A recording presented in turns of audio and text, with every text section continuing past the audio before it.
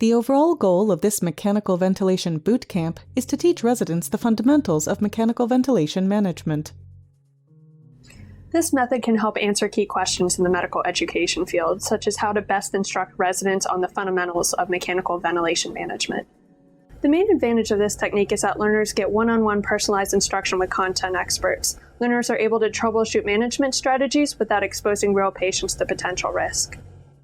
The implications of this technique extend towards clinical management of pre-hospital settings, the emergency department, inpatient wards, and critical care medicine, because the patients in these clinical settings have the potential to decompensate, warranting mechanical ventilation.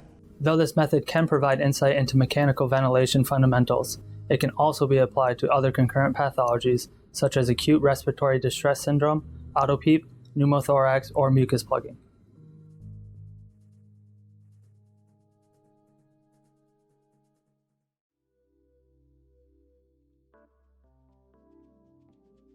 Begin by printing critical action checklists, pretest confidence surveys, and pretest cognitive multiple choice exams. Next, place 3 human patient simulators in ICU beds with the following designations: acute respiratory distress syndrome, also known as ARDS, complete lung atelectasis secondary to mucus plugging, and pneumothorax. Set simulators in separate rooms in a dedicated learning space such that they are enough apart that learners will not be able to easily hear the other simultaneously executed sessions. Intubate the human patient simulators. Do not place the endotracheal tube in the trachea of the simulator, but rather through a hole in the simulator's inner cheek that leads to the back of the simulator's neck.